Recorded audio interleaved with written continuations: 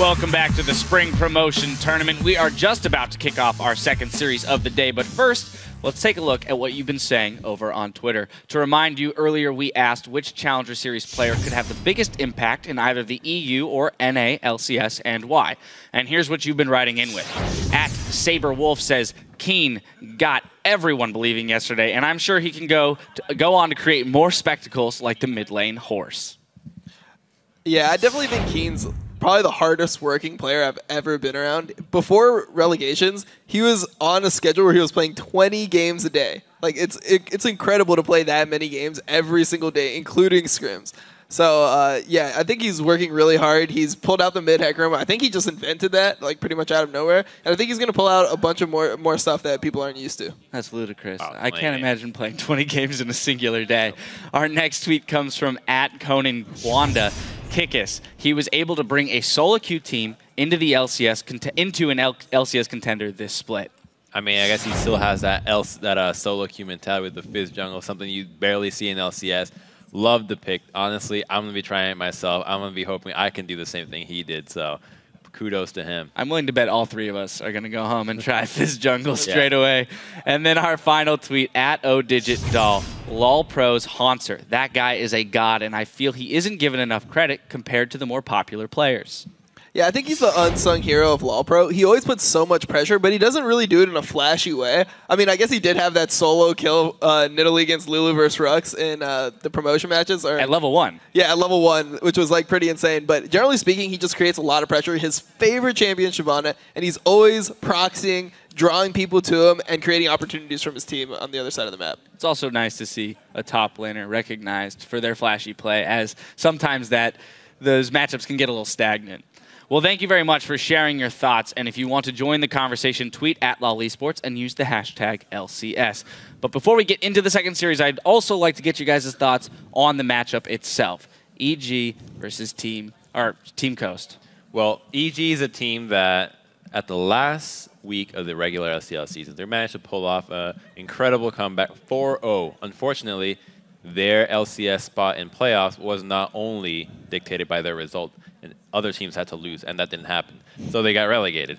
One of those teams happens to be sitting right next to it. Yeah, so they got relegated. And what happens is they really put a lot of work into that last week, and I'm sure they're doing the same thing to get into the LCS for next split. So I would not be surprised if they make it out of this match and happen to be very much stronger than what they were last split in the actual LCS season. Now, going into it, I'd be expecting them to 3-0 Coast, just because Coast did a very recent roster change in which they replaced Rux and Golden Glue with Miracle and Ringer, two Korean players, two solo Korean players. Now that has to take a toll on your synergy, and you just can't compete with that with a team like EG that's already focusing a lot to work on how they work as a team. Yeah, very interesting to kind of take that, go for maybe individual skill over that synergy.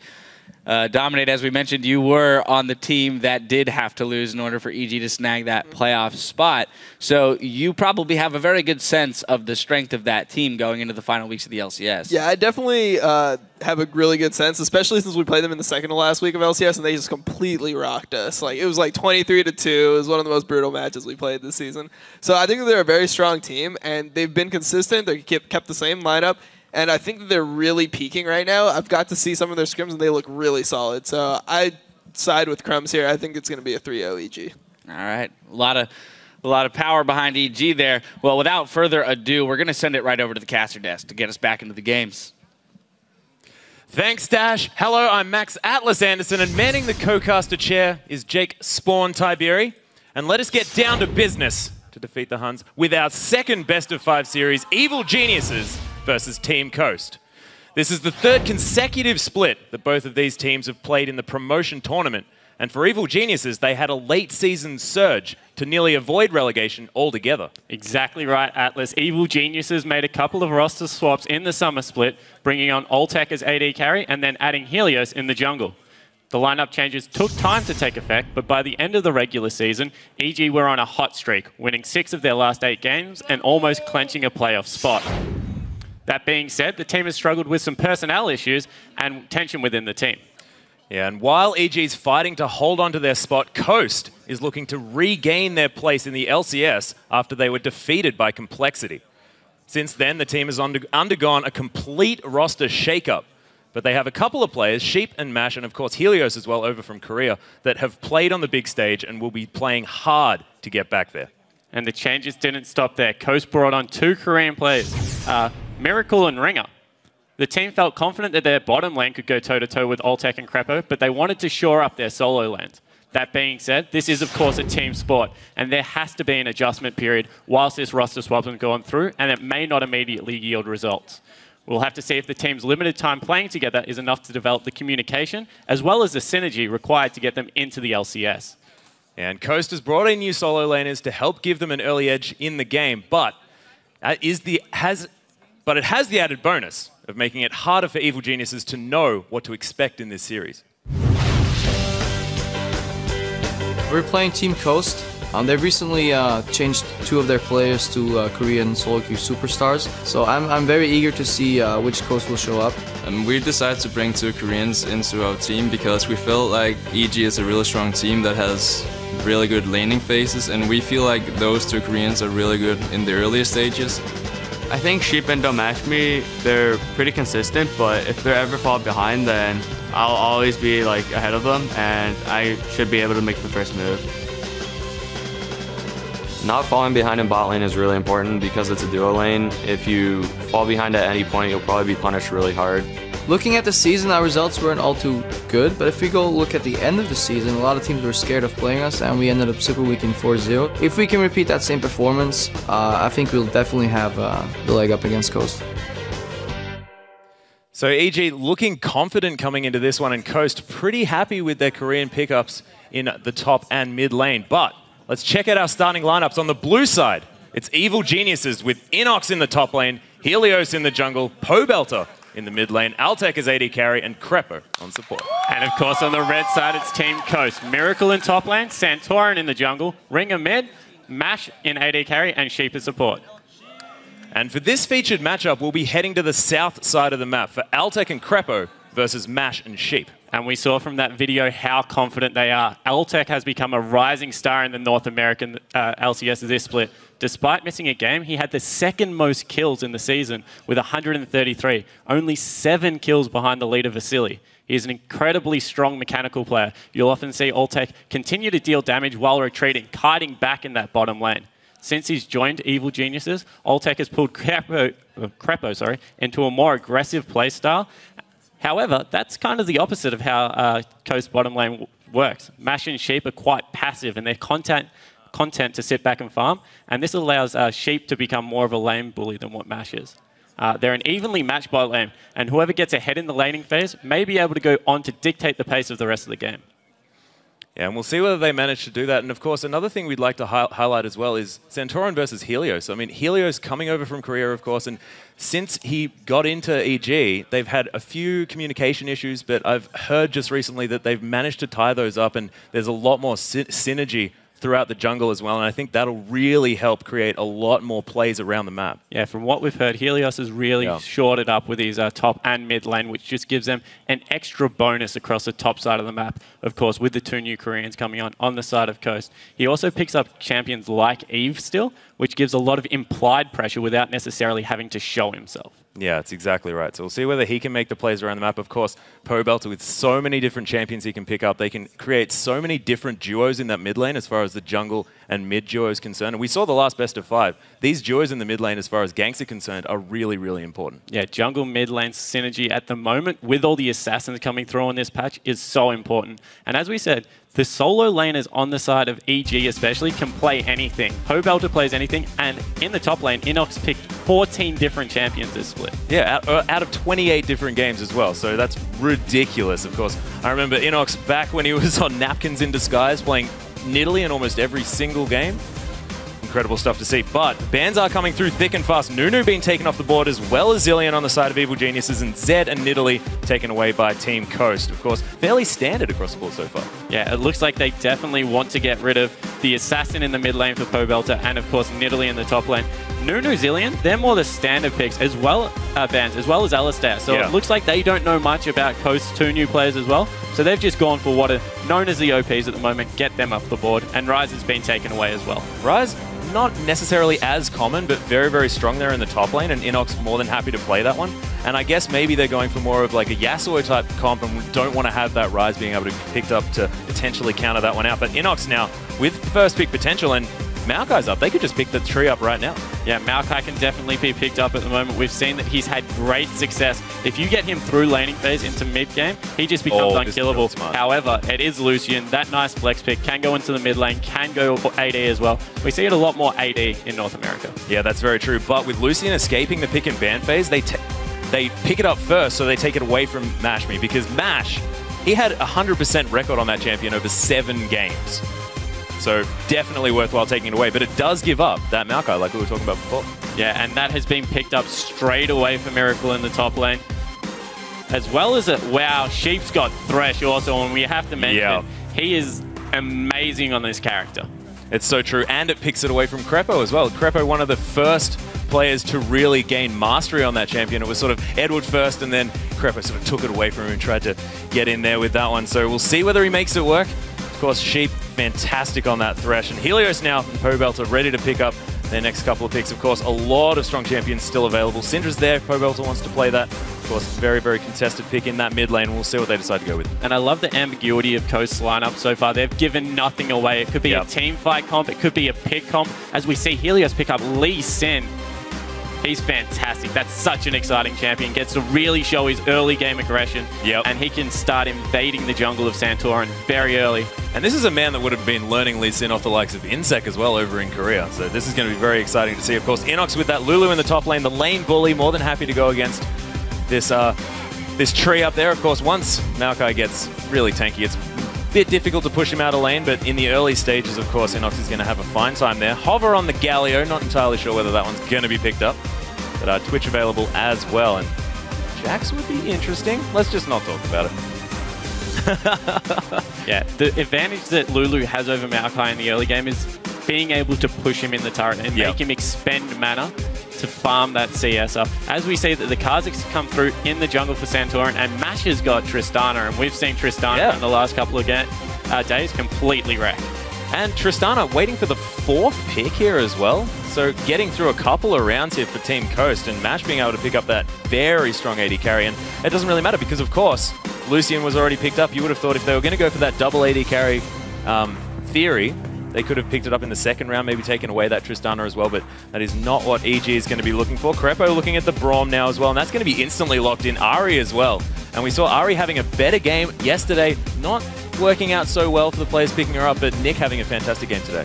Yeah, and EG have got a pretty alright pick comp during the mid game. If you look on the side of Coast, their late game is petrifying. So EG is recognized with the last 2 pickups that they need to get ahead early. They need to start bullying these lanes and really dictate the flow of the game. Otherwise, it could turn ugly. Oriana's being picked up on the side of Team Coast. They have a fantastic late game team fight comp.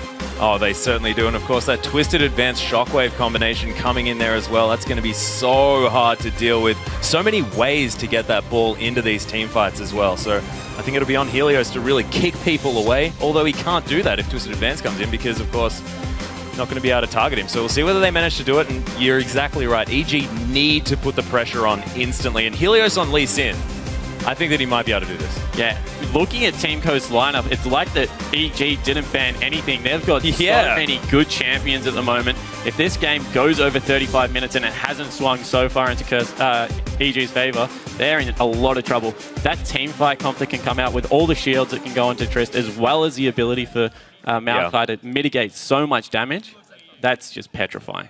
It is so true. But as the teams load onto the Rift, let's check out the voting over at lolesports.com. Right now, 76% of you say Evil Geniuses will win, but after seeing those team comps, I have a feeling that maybe that'll swing. We'll see. But we're also looking for your votes over on Twitter as well. Tweet hashtag EGWin or hashtag CSTWin to @LOLEsports, and we'll continue to update you on the fan votes. And yeah, exactly. And the thing is, Thresh and Tristana against arguably a very strong lane in Lucian and Braum, but if Thresh and Tristana get it like through this early game, it's going to be so difficult for EG to come back there because we've seen what Tristana can do And more importantly, if they successfully lane swap this and are able to get the Trist ahead in levels, her range just makes sieging so easy and they can't engage onto them. That is very true. But we are onto the Rift, everyone, with EG taking on Team Coast. EG on the blue side, and of course, Coast wearing the red pants on our red side. And we'll see what they decide to do, whether any early shenanigans do go on. Of course, EG wanting to get a bit of an early lead in this one. But we'll see whether they manage to do it in the level 1 phase or whether things are going to be a bit defensive. Yeah, and we definitely have seen some interesting level 1s today. As we see, the whole of Coast are grouped up as 5. Welcome to Summoner's Might be looking Rift. for some pressure over onto the blue side. Sonic Wave not going to deter Sheep at all. Helios able to walk out of there. I don't think Death Sentence is going to be able to pick him up on this one, but Coast commanding control of the blue side jungle of EG. And the respect that's coming out of from EG of the pickup there on support for Sheep. Yeah. Thresh is just so high at the moment. We see that they've just rotated automatically over to the blue side. They might just start the bottom side of the jungle, look to pick up Helios as 2 buffs on that side, and just accept the lane swap at this point. Yeah, they've done a lot of warding. There are some backs coming through. Inox happy just to sit up there in the top lane. He doesn't want to have anything to do with an invade. And looks to me like EG more than happy to go for a trade here. But with everyone leaving from Coast, do you think that they might catch them out? Nah, looks like they've just warded. It's fine. Yeah, they're about to move back up to the blue side. The whole of Coast team has gone back, so standard lanes will be coming through, although Maokai is grouping back up as well. Maybe looking to scout whether a lane swap will come through from the side of EG. However, Inox has just been spotted by a ward. Oh, that could have been a potential interesting situation there for Coast, because they did face check that brush, and if EG was still there, things could happen. But, of course, no one actually going to find anyone yet. So a lot of standard lanes are going to happen after some really weird jungle movements here. And it's going to be a blue buff start for both of these junglers as well. So they'll end up on the opposite sides of the map, and it looks like EG might be looking for some early game aggression. Nope, just walking into lane now. And completely standard. So a lot of action, a lot of movement, but absolutely no result this early in the game. Yeah, a lot of potential action. Like on the edge of my seat, awaiting nothing. There is a bit of action going on in the bottom lane though. Wow. Nice play going to come through onto Altec. He takes half of his health already. Mash nicely auto-attacking through, and that explosive shot doing a lot of work as well. That dot nullifying a bit of that potion. And we said Evil Genius's bot lane was the aggressive one, and we see straight away this Thresh Tristana lane just goes aggro level 1, does so much damage. As we see Helios able to pick up his buff, he's going to remain so healthy through the jungle. Lee Sin, even with the changes, the jungle absolutely fine. See both of our junglers meeting us. Oh, Charm's going to land in the mid lane, but level 2. Not going to be doing too much, but Ringer going to take a bit from that one. He knows Cobelter means business. Yeah, and the way we've seen Ahri played successfully is where you push out your lane and then you wait for picks at level 6. So you move to the side of the river, you look to see if any lanes are available, you look to pick off your mid lane as well. So look for Cobelter to keep pushing, keep farming up a storm, pick up that DFG and try and burst people down. See whether he does manage to do that, of course. Nice Orb of Deception, going to do a bit of damage there. I think Ringer a little bit slow on the old Command Protect, but he's Orianna. He's going to be okay in this lane. Has a couple of potions there as well. And again, Pobelt's are really putting the pressure down, and Helios now coming through to have a look whether something can happen. He's going to say, no, it's not, but I was here. I was here, Pobelta. Don't say that I ain't ganking. Yeah, he's looking for a move down the bottom side of the map though, but there is a ward there. Maybe even looking for a little bit of an invade onto the bottom side of Santorin's jungle, but no, he's just retreated, looking to go back to his double golem, so nothing much happening there. Might have been waiting for Santorin to come out, maybe poke his head through. Figures he likes the 1v1. Of course, very difficult against the Kazakhs with that isolation. Nice piercing light coming through from Altec. And the Winter's Bite threading through the minions as well. Crepo on this Braum. Yeah, so a lot of poke damage coming out of EG's bottom lane. And again, wow, Mash has just taken so much damage. Yeah, and after a really, really good level 1 play, Coast pushed in again, and Altec with a massive, well, not a massive, but a health lead.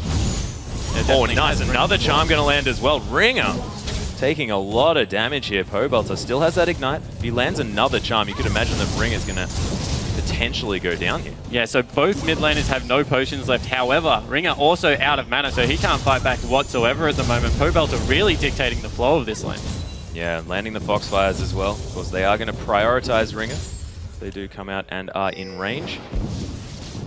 Yeah, so much pressure, and Santorin not really finding his way into a gankable position on this RE. Of course, pre-level 6, a lot easier to gank. Lands another Orb of Deception for the double hit as well. The true damage coming back.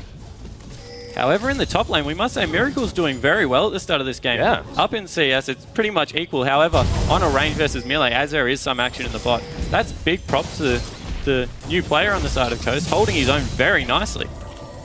Yeah, and not even getting shoved in. Of course, this is something that we've been talking about quite a bit, is the fact that Lulu likes to shove that lane as much as possible, force you to farm under the tower. As we do have a Winter's Bite hitting Sheep in the back of the head. He's going to be okay as well. Yeah, so the reason that Lulu likes to shove the lane in is because that means that Maokai cannot engage at all, and with the speed up and the shields that come through, quite a difficult lane, particularly with summoners up. And there's so much creep aggro that can come through. So we can see Inox trying to shove up that lane, unfortunately missing a couple of CS there. But he'll be fine. He's farming up quite nicely as well. Yep. Oh, there's actually a stand behind me onto the creep here by Crepo. Takes half of his health, though, in response. Oh, Descent's going to land on Altec, though. This could mean business, but no, it's not going to happen. Yeah, so very passive laning so far. The junglers also clash, but not much happening down there either. Standard farming so far, and you have to say, if the mid lane keeps going this way, this is just going to fall straight into EG's hands, because it's going to allow Pobelter's roam to come out that much earlier. See whether he does manage to do that, of course. Has been back, has picked up a second Doran's Ring for that early game pressure. Has a 10 CS advantage here as well. Just an Amp Tomb sitting there as well, so lots of wards. And as Ari, this is exactly what you want to do. He's got a defensive pink ward there. He can put in that brush, and he has the vision, which means he can make those picks.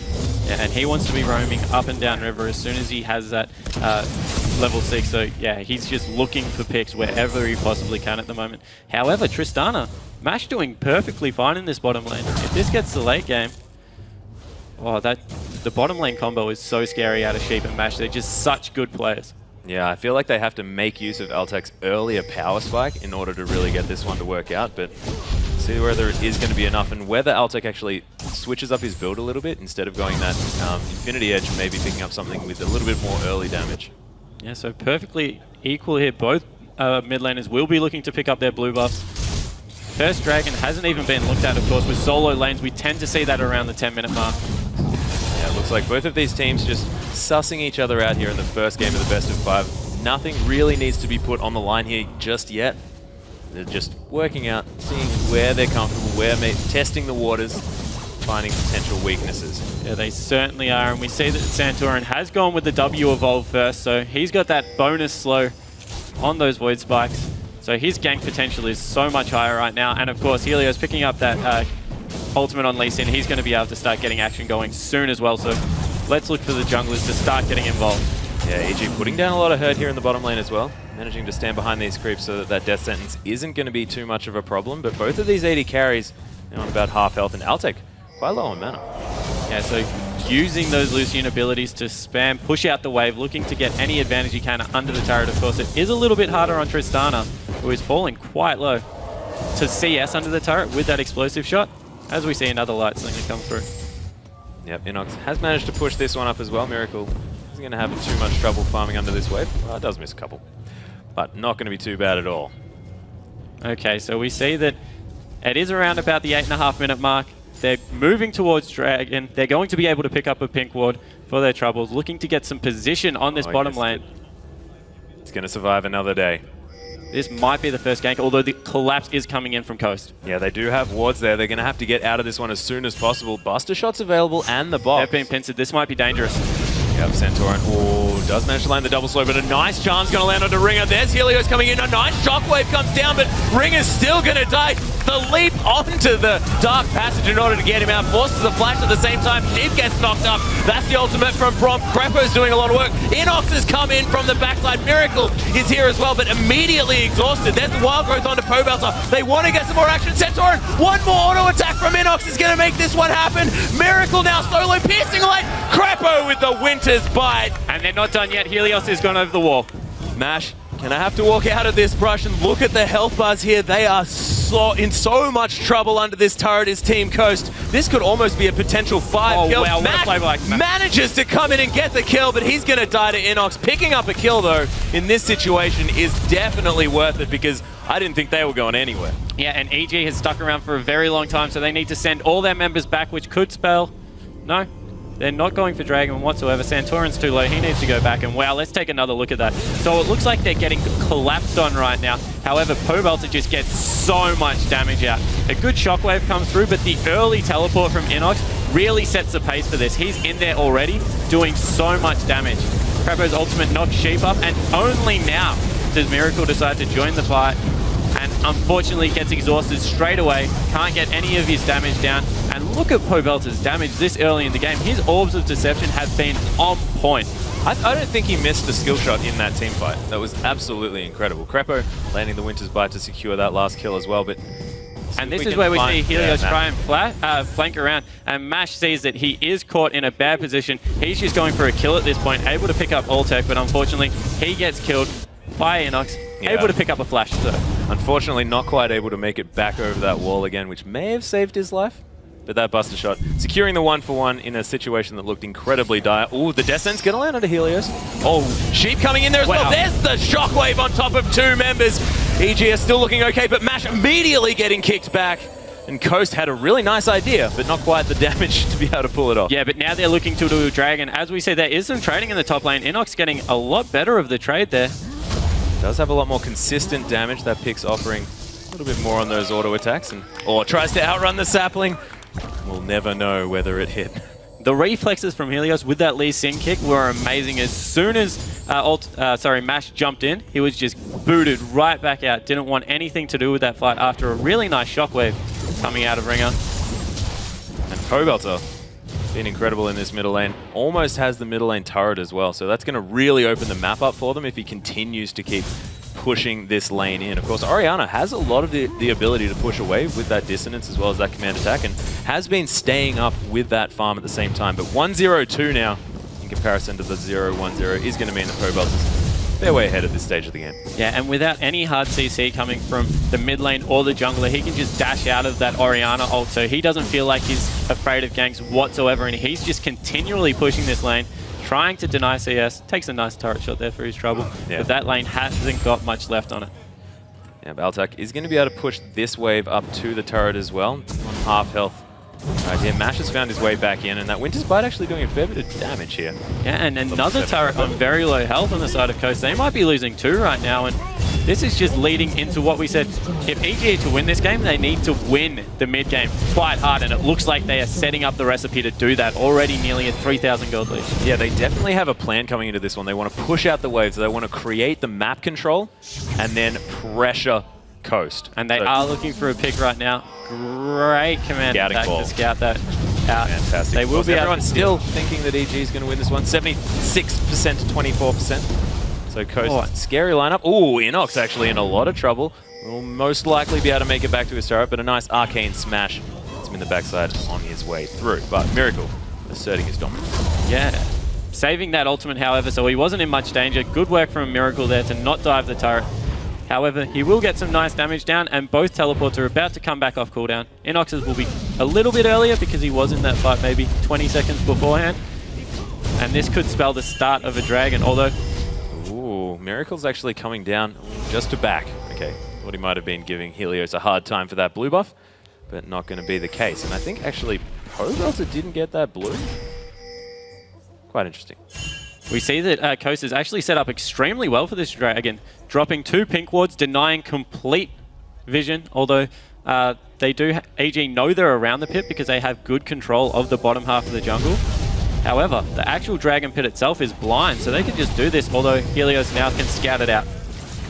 Yep, Sheep does get caught there by that Sonic Wave. Crepo going to try and finish off this pink ward, but is the steal going to come through? Helios with that Resonating Strike could do it, but they wait that one out. Oh, there's the teleport. It's up way earlier, but there's only hitting one with the Shockwave. Pobelter's got exhausted. We'll see whether he can get the damage down. Sheep now. There's the Sonic Wave. Resonating Strike as well. Helios right into the back line. Of course, Pobelter goes down, but he manages to get a lot of work done at the same time. Miracle now, he's going to get sorted out, and EG, what a fight. Triple kill for Helios there, and this is going to lead to even more pressure around the map. While that was happening, Inox picked up the top turret as well, able to teleport into the fight. Didn't pick up Dragon, but this will mean pressure in the mid lane. Yeah, 7 kills to 2 now, and of course, look at the turret advantage. 3-0. This inner turret's going to go down. It's going to be 4-0, and this is precisely the early game that EG wanted. And this is a problem with picking a lot of late game scaling champions during these early game fights. You don't necessarily have the power. Lee Sin is just demanding the flow of this game. He's everywhere, it seems, at the moment. The only mistake was not picking up the Dragon, but 3 kills, wow, that certainly makes up for it. It certainly does, of course. So we see the replay here. Helios wants to steal this Dragon, tries to get in there, and the teleport comes in from Inox nice and early. The engage from Prepper was great, and as you said, that shockwave only hitting one person. The whole team goes on Pobelter right now, and Helios down the bottom of the map is just able to clean up. Pobelter goes down to Mash.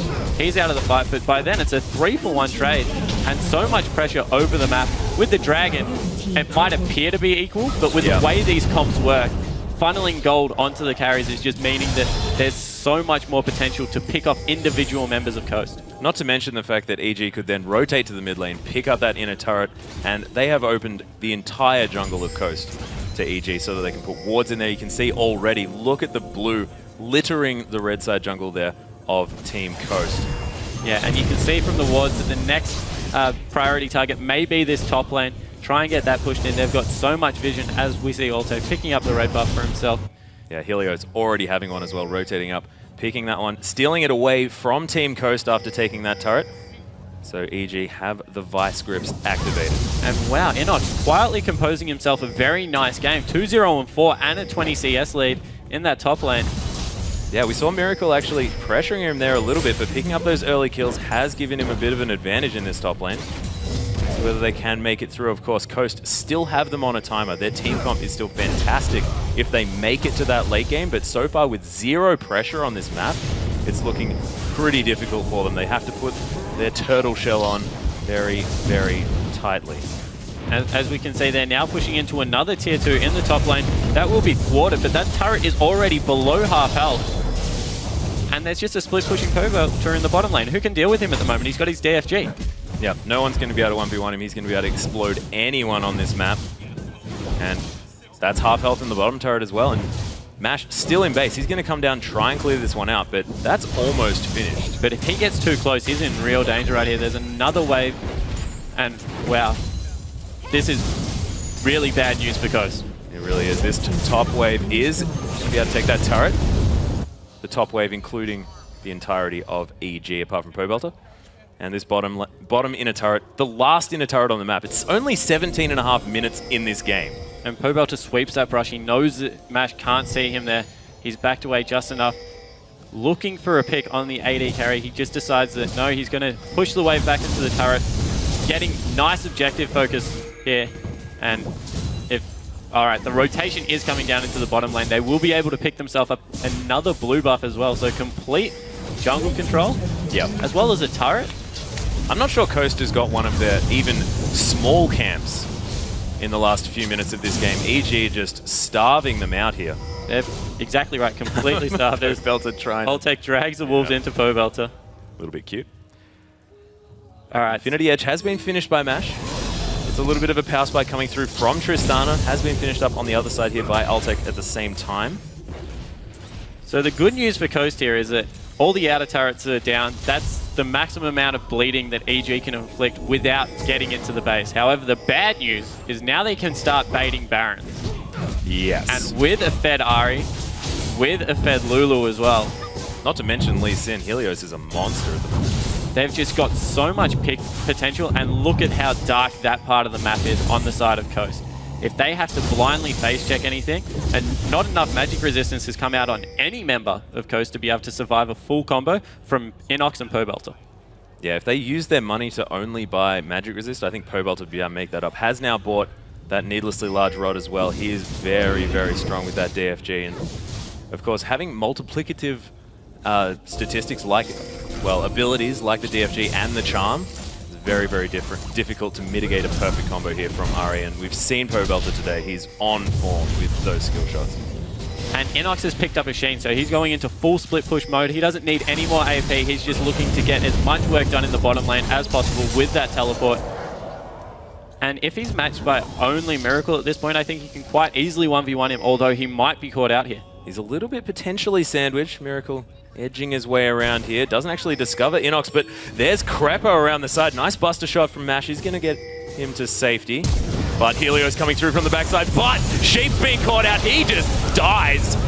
Miracle's going to fall down as well. EG finding the picks they need across this map. And they don't even need a bait Baron to get a pick right there. You saw how quickly Pobelter was able to blow up Sheep.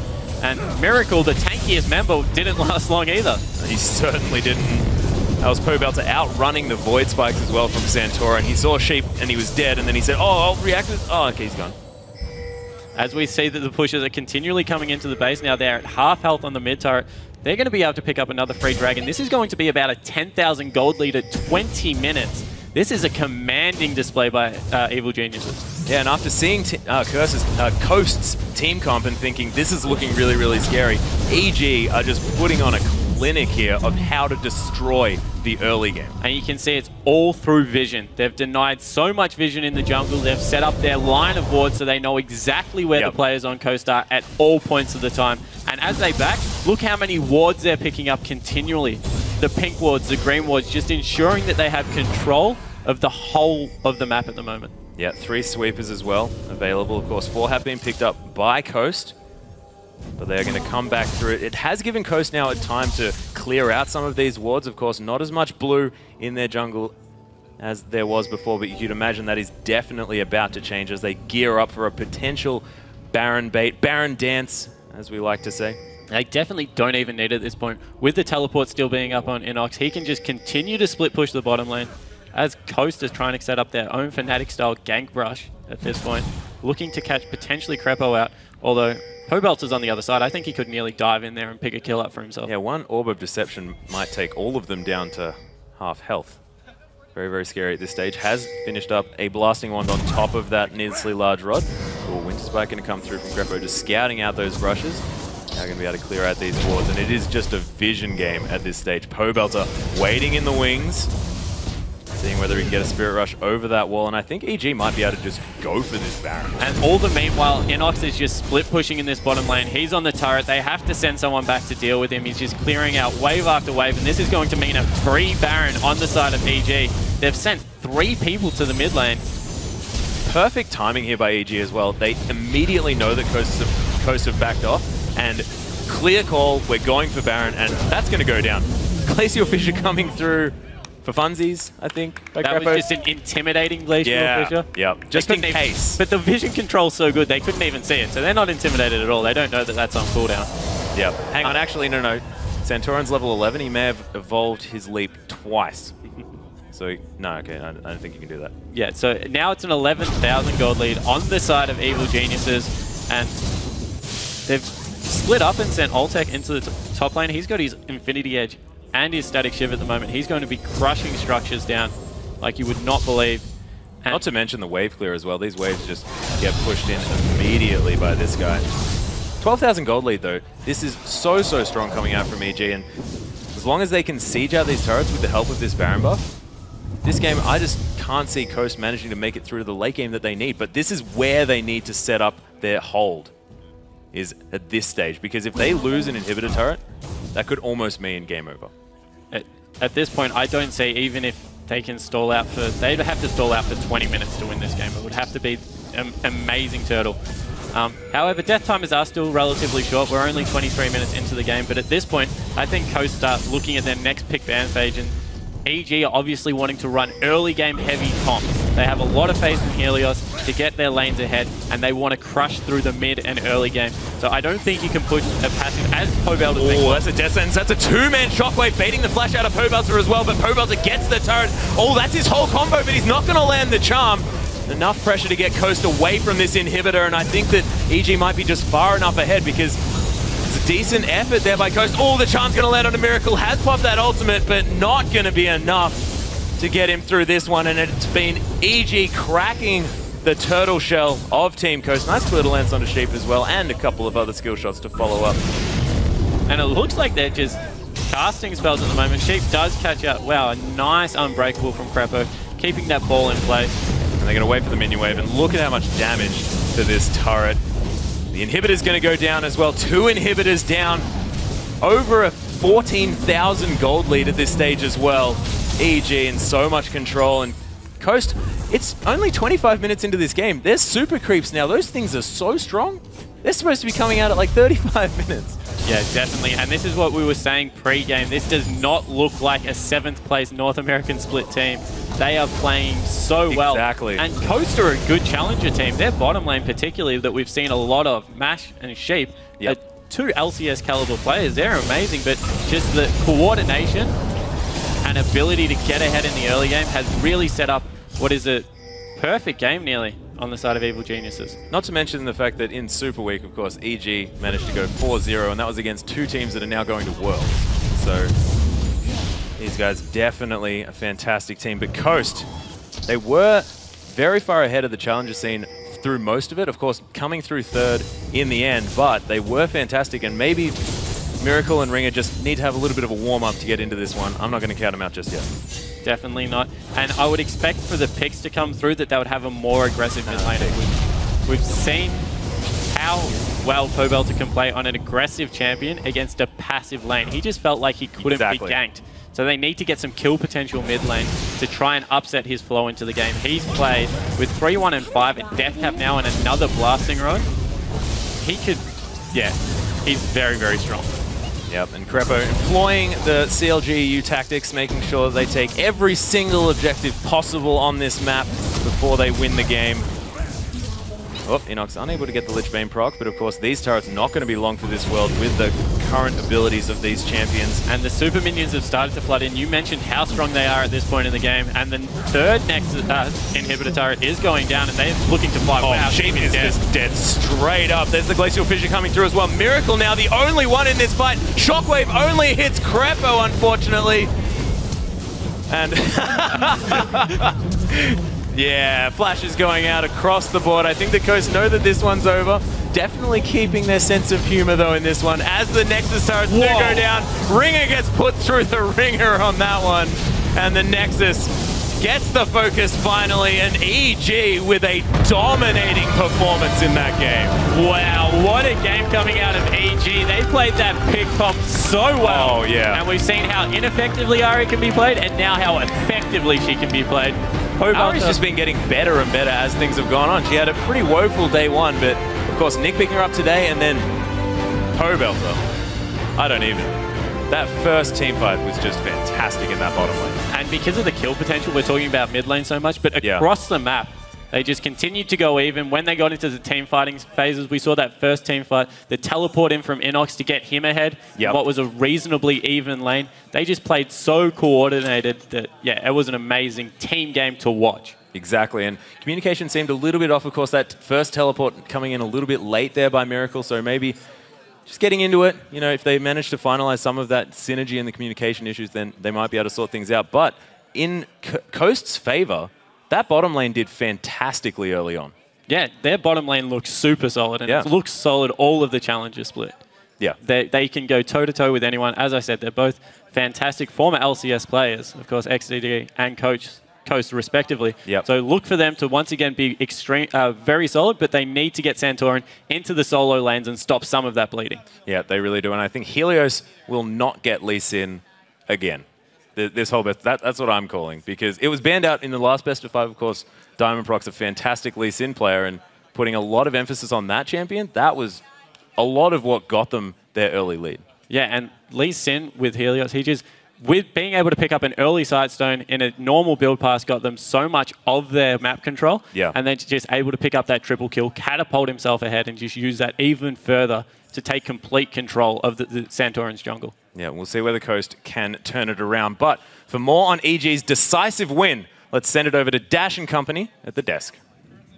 Thanks, Atlas. I don't think it comes as any surprise. That's kind of what we talked about on the desk. We predicted this EG to come out, show up, and step up and play this type of game today.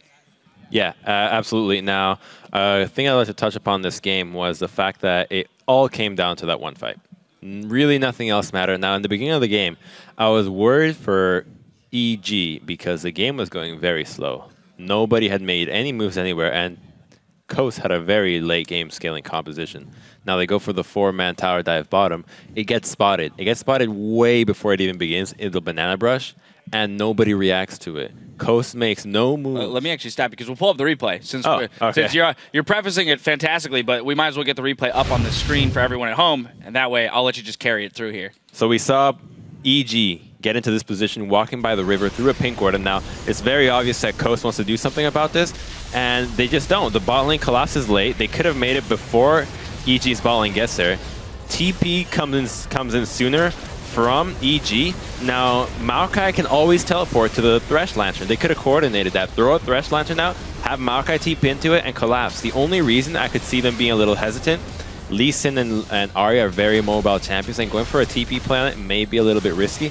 But at this point, TP down, just take Dragon.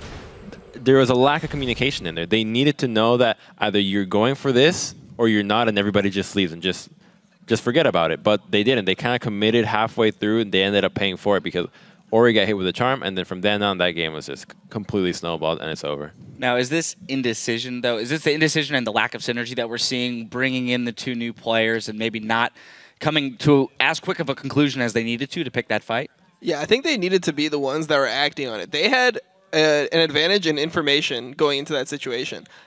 Ahri crossed a pink ward, and she didn't see that the pink ward was in there. So if they just were prepared for it, they're all waiting for Powelter and Helios to get in that vulnerable position, and they immediately act on it. They try to Oriole preemptively. They try to TP in first. They can win that fight because it's in their jungle on their terms. If you can't win a fight where people are blindly invading your jungle when you have information that they're coming and they don't, I don't think you can win the series. All right. Well, we did already mention, though, that pretty much the entire game came down to that fight because it was such a huge swing in both momentum and gold for EG. They pretty systematically closed it out, which was to no surprise. So then the big question is, what is going on in Coast communication for the rest of that game? Because I feel like they have to be aware of the fact that the game is going to be over. Now they're looking forward into the next 2 games. I think something that Coast can do is actually play towards, if they're not comfortable playing situations that they have to have a lot of teamwork and communication in that, avoid those situations. Like, for instance, if they're not comfortable when EG walks into their jungle as 2 blind, if you don't feel like, you know what, I don't really trust my teammates to do this, call it off. Just be like, okay, ward it and leave. And then you can come back when they leave so you're safe again. Just avoid that kind of situation. And go take something else. Just play an objective game, a trading objective game. They go do that, go take a turret somewhere else. Go push middle, go invade the jungle. Just avoid EG when EG is like grouping up and trying to create something happen. Like the team that EG had has to make something happen early. If you can just dodge that and trade objectives, you're going to get through the early phase. You're going to get to the late game, which is what they wanted to do with that team composition. And then it's a lot much easier to be grouped as 5, and then you know what the decisions are making. In the laning phase, making quick decisions like a TP, are we ganking here? What wards do we need? How are we going to collapse on this situation in the jungle where it's a very tricky place with ramps, with all these brushes? Just avoid that altogether and just stick to making it at a laning phase and then team fight if that's the team comp you're going for. Because we saw what EG wanted to have. They wanted to have more of an early game aggressive. They want to use that communication advantage against Coast. And if Coast can't keep it up, then they're going to get swiped. We do have to give credit to Coast for their individual play in that early portion of the game. That was 9 minutes into the game. But for those first 9 minutes, all of their solo lanes were holding even. We had Maokai into a Lulu, keeping up in CS. We had the bot lane of Mash and Sheep holding up against Altec and Krepo. That's our featured matchup. And those are, that's considered one of the stronger bot lanes in NA at the time. And so we have to give credit to them individually. Is the solution now, as Crumb's poised to go into Champions Select, say, hey, we're going to choose again, we're going to choose strong laners, maybe late game scalers, and hold off on the team fight as long as possible, and then rely on our individual mechanics to outplay them later in the game? Yeah, I think if that's your philosophy, then you just don't go for team fight champions. Like, why are you going to pick Orianna there when you can just pick Syndra and have one-shot potential by yourself? Like, Syndra does not need the team to follow up on everything she does. She can sit there, wait for the Ahri to come into the jungle, and just one-shot the Ahri. And then the fight's easy. Then everyone will know what to do. It's like, oh, we're just chasing them down. Just TP in, use your stuns, like go hard. That's an easy fight to win. But when you have to coordinate a TP, an Orianna ult, Kha'Zix leaping in, like it's too much for them right now. I think we just like Syndra too much. Yeah, I love it. Yeah. Syndra's the theme of the day today. It's called being a jungler, man. When you're a jungler and you gank a Syndra and she already has spells used and she just turns around and one-shots you, that's when you start hating Syndra. That's when you start thinking that Syndra's the best champion in the game. She might be the answer. Yeah. You know, we've posed the question. Let's see if any of the teams follow through on it and prove us to be right there in that remark. We're going into game 2. It was a decisive victory for EG. EG's looking very strong, so we have to give them credit for the fact that they made one very good team play, and then they systematically closed it out. So is that something that they're going to be able to continue to do? Or do we think that there will be an option for Coast to disrupt that, maybe through champion select by taking away Helios's Lee Sin, where he can make decisive engages and plays around the map? I don't see it happening. I know that in the regular season, when EG gets ahead, they stay ahead. Like, they are very good at the vision control and making sure that you feel that they're in your jungle everywhere. And their vision control when ahead is very strong. Like, it is one of the best. So if Coast gives up an early lead again, I don't see any chance that they're going to be able to break EG open again and try to make a comeback. Okay. Yeah, things are looking a little grim after that loss there for Coast, but we are going to take a quick break, and then we'll see if Evil Geniuses can keep the momentum going in Game 2 versus Team Coast. Don't touch that mouse. The Spring Promotion Tournament continues after this. Yeah. Fucking Syndra.